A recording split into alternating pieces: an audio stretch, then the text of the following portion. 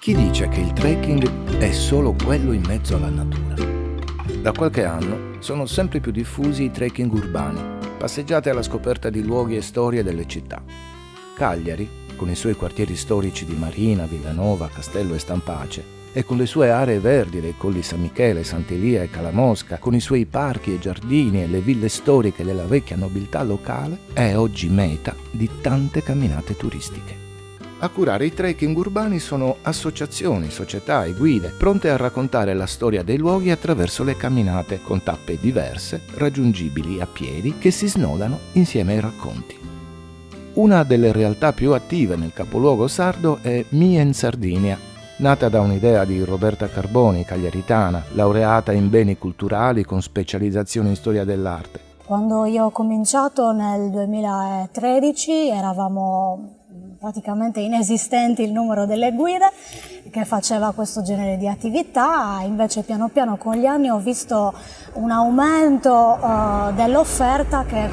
corrisposto ovviamente a un aumento della domanda. Quindi penso, perché l'ho visto proprio con i miei occhi facendo questo lavoro, che sarà sempre, sarà esponenziale la crescita di questo genere di turismo, possiamo chiamarlo alternativo.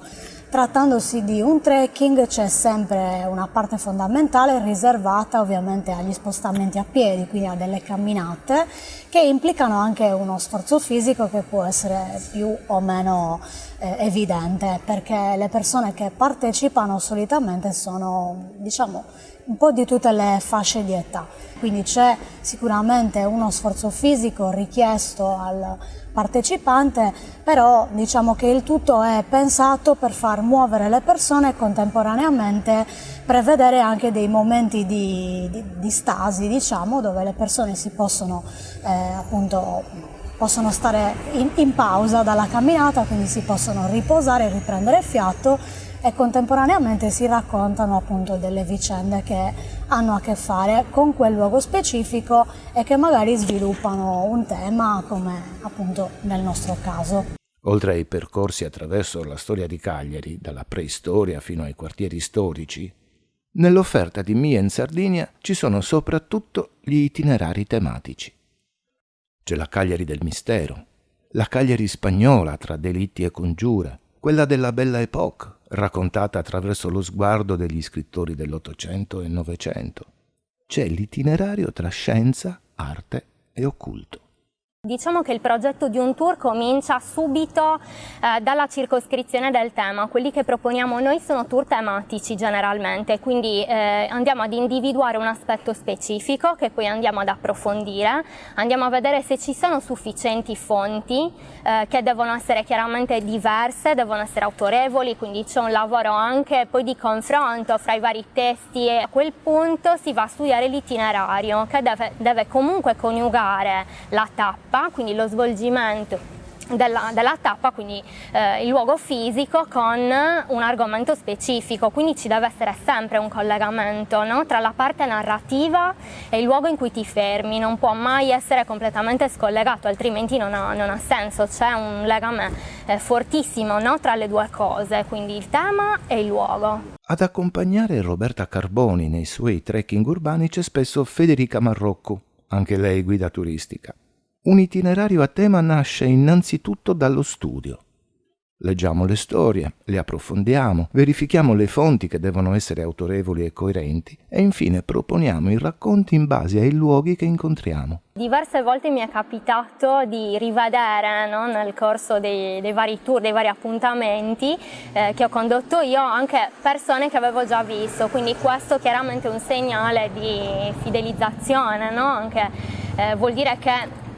i tour tematici interessano, che c'è comunque anche il desiderio poi di continuare a ripetere l'esperienza, quindi c'è sicuramente una componente di persone che tendono a tornare. Ci sono anche le persone che invece magari sono attirate, che so, dal titolo del tour, dal tema specifico, dal periodo in cui si svolge magari, no, l'argomento che si va a trattare, quindi c'è anche una serie di persone che si aggiungono così magari spinte dalla curiosità, ma è molto importante il fatto che ci siano degli appassionati che magari sono interessati proprio a quell'argomento lì che tu vai a trattare, quindi questo chiaramente comporta da parte nostra la responsabilità chiaramente di fornire dei contenuti che vanno, come dire, a incontrare anche i gusti di persone che hanno già un background, no? Ovviamente la città è una città viva, sia perché i residenti sono comunque persone che frequentano, si spostano e vivono la città tutto l'anno, e sia perché ovviamente nei mesi estivi siamo più caratterizzati da un turismo esterno, quindi sia straniero che ovviamente italiano. Quindi lo sentiamo maggiormente nei mesi estivi, però sono attività che assolutamente ci consentono di fare turismo tutto l'anno, quindi possiamo dire che è un'attività di turismo che non si concentra soltanto nei mesi estivi, ma si estende anche in quelli invernali o autunnali, appunto come il periodo in cui ci troviamo adesso. I percorsi hanno una durata variabile sia in termini di tempo che in termini di chilometri. Solitamente possiamo partire da un percorso molto semplice di 1,5 chilometri, 2, che ha una durata che oscilla fra l'ora e mezza e le 2 ore, oppure percorsi magari un po' più impegnativi che implicano anche delle aree verdi urbane che magari hanno una durata più estesa a seconda magari del tipo di tema che si vuole sviluppare o del tipo di percorso che si vuole far fare alle persone. I camminatori urbani non sono solo visitatori in arrivo da fuori, ma per la maggior parte residenti alla ricerca di suggestive storie del passato e angoli poco conosciuti della città. In sostanza si dà appuntamento in un luogo che generalmente corrisponde anche per comodità al luogo in cui fai la prima tappa, ok? Quindi accogli le persone, insomma fai una breve introduzione, da lì poi ci si reca alla tappa successiva, quindi c'è un momento in cui si cammina, ci si ferma, quindi si alternano dei momenti dinamici e dei momenti statici. Si tratta di camminate da 1 ora e mezzo fino a 2 ore, 2 ore e mezza. L'appuntamento coincide solitamente con la prima tappa. Poi si parte verso le altre tappe, dove i luoghi si intrecciano con le storie e i visitatori sono immersi nelle vicende del passato. Oggi facciamo un percorso che è incentrato sui secoli della dominazione spagnola di Cagliari e della Sardegna in generale, che avrà un filo conduttore molto particolare che è legato alla cronaca nera. Buonasera a tutti innanzitutto e benvenuti, io sono Roberta e insieme a Federica questa sera vi accompagneremo alla scoperta di una Cagliari un po' particolare, diciamo così, legata, come sapete, al tema degli omicidi e delle congiure nell'epoca spagnola. Quindi parleremo prevalentemente degli omicidi, di tutte di quei crimini anche efferati che si svolsero all'interno delle mura del quartiere Castello, che nei secoli è stato il quartiere di rappresentanza non solo della nobiltà ma anche della corona, e parleremo proprio di cosa successe nei secoli cruciali della dominazione spagnola, dal 1475 circa fino ad arrivare al periodo della successiva dominazione piemontese intorno al 1720. La Sardegna continua ad avere un ruolo fondamentale nello scacchiere mediterraneo, quindi difenderla diventa una priorità. Nella torre furono rinchiusi tutta una serie di personaggi, alcuni erano malfattori, altri erano nemici della corona, altri erano assassini feroci, però furono rinchiusi anche degli innocenti che magari avevano commesso semplici furtarelli per potersi sfamare, piccoli furti di bestiame, oppure persone che addirittura erano cadute vittima di intrighi di potere. Il rogo che si consuma nel febbraio del 1545 proprio là sotto, davanti alla cattedrale, fu uno dei roghi più ferali che la città di Cagliari abbia mai conosciuto. Doveva imprimere nella popolazione quali erano le conseguenze del mettersi contro l'Inquisizione e soprattutto contro i reali, perché insomma serviva un capro espiatorio. A denunciare questa fitta rete di intrighi e speculazioni è proprio nell'edificio che sta alle vostre spalle, cioè il Palazzo Comunale, è un magistrato civico che si chiamava Bartolomeo Selles,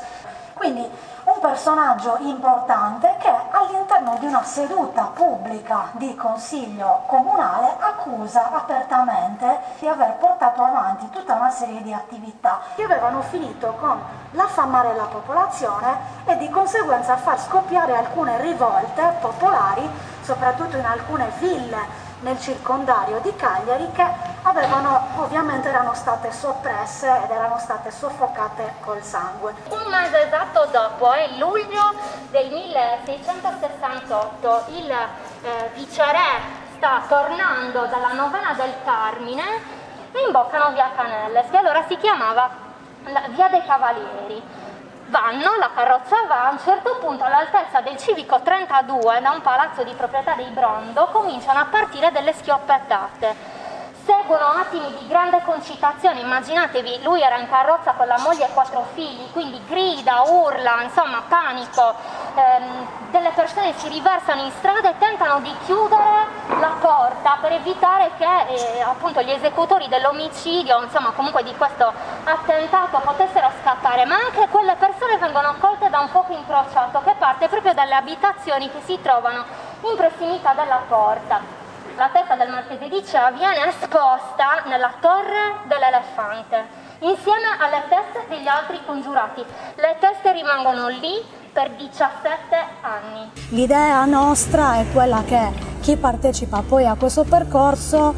possa vedere la città con occhi diversi, tornando magari negli stessi luoghi in un secondo momento. Ogni strada, piazza, edificio o chiesa ha una storia da raccontare, conclude Roberta Carboni, e il nostro compito è di tirarla fuori e trasmetterla agli altri. Solo così le persone impareranno a guardare e conoscere la città con occhi diversi, non solo con quelli del turista.